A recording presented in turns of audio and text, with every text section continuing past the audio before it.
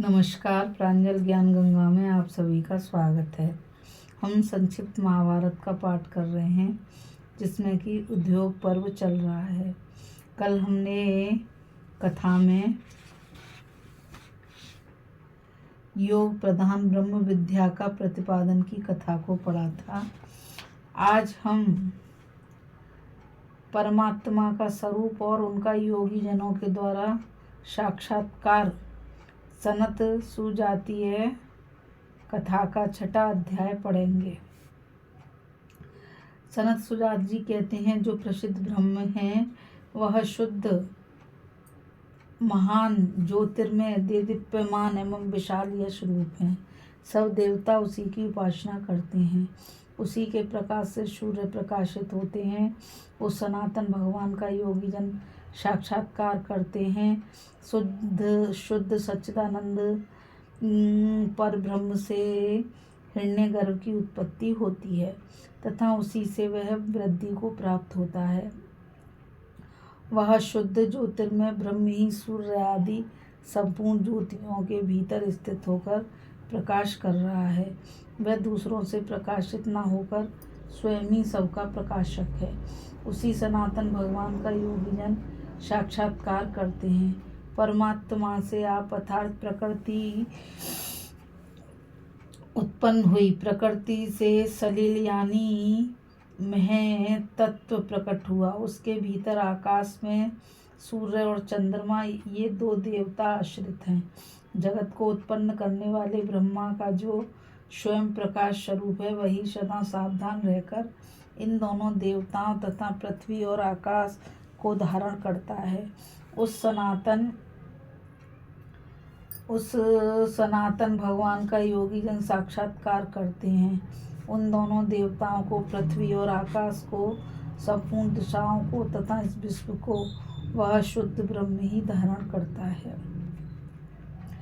उसी से दिशाएं प्रकट हुई हैं, उसी से सरताएं प्रवाहित हुई होती हैं और उसी से बड़े बड़े समुद्र प्रकट हुए हैं। उस सनातन भगवान का योगी जन साक्षात्कार करते हैं और स्वयं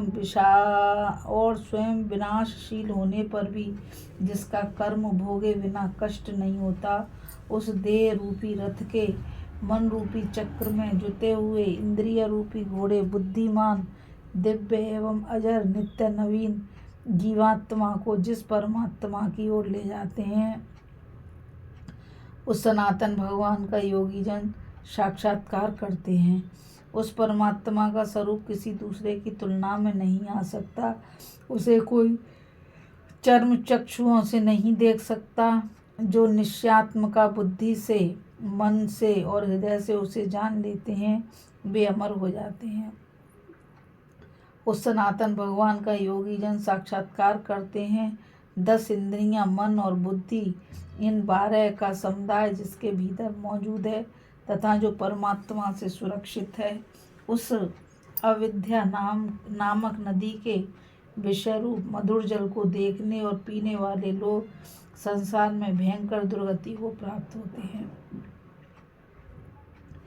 इससे मुक्त करने वाले उस सनातन परमात्मा का योगी जन साक्षात्कार करते हैं। जैसे शहद की मक्खी आधे मास तक मधु का संग्रह करके फिर आधे मास तक उसे पीती रहती है, उसी प्रकार यह भ्रमणशील संसारी जीव पूर्व जन्म के संचित कर्म को इस जन्म में भोगता है। परमात्मा ने समस्त प्राणियों के लिए उनके कर्मानुसार अन्न की व्यवस्था कर रखी है। उस सनातन भगवान का योगी लोग साक्षात्कार करते हैं, जिनके विषय रूपी पत्ते सुवर्ण के समान मनोहर दिखाई पड़ते हैं। उस संसार रूपी अश्वत्थ वृक्ष रूप पर आरूढ़ होकर पंखहीन जीव कर्म रूपी पंख धारण कर अपनी वासना के अनुसार विभिन्न योनियों में पड़ते हैं। किंतु जिसके ज्ञान से जीवों की मुक्ति होती है, उस सनातन परमात्मा का योगी जन साक्षात्कार करते हैं। पूर्ण परमेश्वर से पूर्ण चराचर प्राणी उत्पन्न होते हैं। पूर्ण से ही वे पूर्ण प्राणी चेष्टा करते हैं। फिर पूर्ण से ही पूर्ण ब्रह्म में उनका उपसंहार होता है तथा अंत में एकमात्र पूर्ण ब्रह्म ही शेष रह जाता है।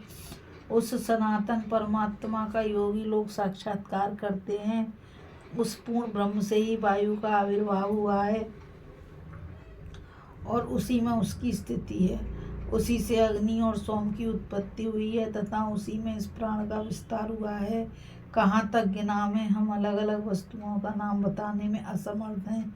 तुम इतना ही समझो कि सब कुछ इस परमात्मा से ही प्रकट हुआ है। उस सनातन भगवान का योगी लोग साक्षात्कार करते हैं। अपान को प्राण अपने में लीन कर लेता है, प्राण को चंद्रमा, चंद्रमा को सूर्य और सूर्य को परमात्मा अपने में लीन कर लेता है। उस सनातन परमेश्वर का योगी लोग साक्षात्कार करते हैं। उस संसार सलील से ऊपर उठा हुआ हंस रूप परमात्मा अपने एक अंश को ऊपर नहीं उठा रहा है। यदि उसे वह ऊपर उठा ले तो सबका बंध और मोक्ष सदा के लिए मिट जाए।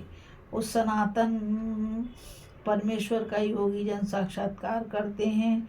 हृदय देश में स्थित वह अंगुष्ठ मात्र अंतर्यामी परमात्मा लिंग शरीर के संबंध से जीवात्मा के रूप में सदा जन्म मरण को प्राप्त होता है। उस सबके शासक, स्तुति के योग्य, सर्व समर्थ, सबके आदिकरण एवं सर्वत्र विराजमान परमात्मा को मूल पुरुष नहीं देख पाते, किंतु योगी जन उस सनातन परमेश्वर का साक्षात्कार करते हैं। कोई साधन संपन्न हो या साधनहीन, सब मनुष्यों में समान रूप से यह ब्रह्म दृष्टि गोचर होता है। वह बद्ध और मुक्त में भी समभाव से स्थित है। अंतर इतना ही है कि इन दोनों में से जो मुक्त पुरुष है वे आनंद के मूल स्रोत परमात्मा को प्राप्त हो जाते हैं। उसी सनातन भगवान का योगी लोग साक्षात्कार करते हैं। विद्वान पुरुष ब्रह्म हत्या के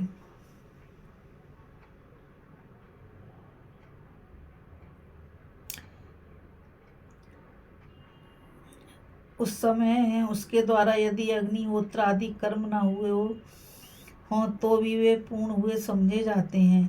विद्वान पुरुष ब्रह्म विद्या के द्वारा इस लोक और परलोक दोनों को व्याप्त करके ब्रह्म भाव को प्राप्त होता है। उस समय उसके द्वारा यदि अग्निहोत्र आदि कर्म न भी हुए हों तो भी वे पूर्ण हुए समझे जाते हैं। राजन, यह ब्रह्म विद्या तुमसे लघुता न आने दे तथा इसके द्वारा तुम्हें यह प्रज्ञा प्राप्त हो जिसे धीर पुरुष ही प्राप्त करते हैं। उसी प्रज्ञा के द्वारा योगी लोग उस सनातन परमात्मा का साक्षात्कार करते हैं। इस प्रकार परमात्मा भाव को प्राप्त हुआ महात्मा पुरुष अग्नि को अपने में धारण कर लेता है। जो उस पूर्ण परमेश्वर को जान लेता है उसका प्रयोजन नष्ट हो जाता है, अर्थात वह कृत्य हो जाता है। उस सनातन परमात्मा का योगी लोग साक्षात्कार करते हैं। कोई मन के समान वेग वाला क्यों ना हो और 10 लाख भी पंख लगाकर क्यों ना उड़ सके, अंत में उसे हृदय स्थित परमात्मा में ही आना पड़ेगा। उस सनातन परमात्मा का योगी जन साक्षात्कार करते हैं। उस परमात्मा का स्वरूप देखने में नहीं आता। जिनका अंतकरण अत्यंत विशुद्ध है वे ही उसे देख पाते हैं। जो सबके हितैषी और मन को वश में करने वाले हैं तथा जिनके मन में कभी दुख नहीं होता, ऐसे होकर जो संन्यास लेते हैं वे मुक्त हो जाते हैं। उस सनातन परमात्मा का योगी लोग साक्षात्कार करते हैं। जैसे सांप बिलों का आश्रय ले अपने को छिपाए रहते हैं, उसी प्रकार कुछ दम्भी मनुष्य अपनी शिक्षा और व्यवहार की आड़ में अपने गूढ़ पापों को छिपाए रहते हैं। मूर्ख मनुष्य उन पर विश्वास करके अत्यंत मोह में पड़ जाते हैं और जो यथार्थ मार्ग यानी परमात्मा के मार्ग में चलने वाले हैं उन्हें भी वे भय में डालने के लिए मोहित करने की चेष्टा करते हैं। किंतु योगी जन भगवत कृपा से उनके फंदे में ना आकर उस सनातन परमात्मा का ही साक्षात्कार करते हैं। राजन, मैं कभी किसी के असत्कार का पात्र नहीं होता, ना मेरी मृत्यु होती है और ना जन्म, फिर मोक्ष तो हो ही कहाँ से सकता है। क्योंकि मैं नित्य मुक्त ब्रह्म हूँ। सत्य और असत्य सब कुछ मुझ सनातन सम ब्रह्म में स्थित है। एकमात्र मैं ही सत और असत की उपस्थिति का स्थान हूँ। मेरे स्वरूपभूत उस सनातन परमात्मा का योगी जन साक्षात्कार करते हैं। परमात्मा का ना तो साधु कर्म से संबंध है और ना साधु कर्म से। यह विषमता तो देहाभिमानी मनुष्यों में ही देखी जाती है। ब्रह्म का स्वरूप सर्वत्र समान ही समझना चाहिए। इस प्रकार ज्ञान योग से युक्त होकर उस आनंद में ब्रह्म को ही पाने की इच्छा करें। उस सनातन परमात्मा का योगी लोग साक्षात्कार करते हैं। इस ब्रह्मवेत्ता पुरुष के हृदय को निंदा के वाक्य संतप्त नहीं करते। मैंने स्वाध्याय नहीं किया, अग्निहोत्र नहीं किया इत्यादि बातें भी उसके मन को कलेश नहीं पहुंचाती। ब्रह्म विद्या शीघ्र ही उसे वह स्थिर बुद्धि प्रदान करती है जिसे धीर पुरुष ही प्राप्त करते हैं। उस बुद्धि के द्वारा जो प्राप्त होने योग्य है उस सनातन परमात्मा का योगी जन साक्षात्कार करते हैं। इस प्रकार जो समस्त भूतों में परमात्मा को निरंतर देखता है वह ऐसी दृष्टि प्राप्त करने के अनंतर अनायान्य विषय भोगों में आसक्त मनुष्यों के लिए क्या शोक करे। जैसे सब और जल से लबालब भरे पड़े जलाशय के प्राप्त होने पर जल के लिए अन्यत्र जाने की आवश्यकता नहीं होती, उसी प्रकार आत्मज्ञानी के लिए संपूर्ण वेदों की जरूरत नहीं रह जाती। यह अंगुष्ठ मात्र अंतर्यामी परमात्मा सबके हृदय में स्थित है, किंतु किसी को दिखाई नहीं देता। राजन, वह अजन्मा चराचर स्वरूप और दिन रात सावधान रहने वाला है। जो उसे जान लेता है वह विद्वान परमानंद में निमग्न हो जाता है। धृतराष्ट्र, मैं ही सबकी माता और पिता हूँ, मैं ही पुत्र हूँ और सबका आत्मा भी मैं ही हूँ। जो है वह भी और जो नहीं है वह भी मैं ही हूँ। भारत, मैं ही तुम्हारा बूढ़ा पिता, मैं पिता और पुत्र भी हूँ। तुम सब लोग मेरे ही आत्मा में स्थित हो, फिर भी न तुम हमारे हो और न हम तुम्हारे हैं, क्योंकि आत्मा एक ही है। आत्मा ही मेरा स्थान है और आत्मा ही मेरा जन्म है। मैं सब में ओतप्रोत और अपनी नज़र नित्य नूतन महिमा में स्थित हूँ। मैं अजन्मा चराचर स्वरूप तथा दिन रात सावधान रहने वाला हूँ। मुझे जानकर विद्वान पुरुष परम प्रसन्न हो जाता है। परमात्मा सूक्ष्म से भी सूक्ष्म तथा विशुद्ध मन वाला वही सब भूतों में अंतर्यामी रूप से विराजमान है। संपूर्ण प्राणियों के हृदय कमल में स्थित उस परम पिता को विद्वान पुरुष ही जानते हैं। इस कथा में बस इतना ही। अभी हम कथा में परमात्मा का स्वरूप और उनका योगी जनों के द्वारा साक्षात्कार करने की कथा को पढ़ रहे थे। इस कथा में बस इतना ही। मुझ गीता रावत को आज्ञा दीजिए। कल फिर मिलेंगे एक नई कथा के साथ। और मैं आप सभी से यही कहना चाहूँगी, इस चैनल को ज़्यादा से ज़्यादा लाइक, शेयर और सब्सक्राइब कीजिए ताकि यह अमूल्य ज्ञान अधिक से अधिक लोगों तक पहुँच सके। कल फिर मिलेंगे।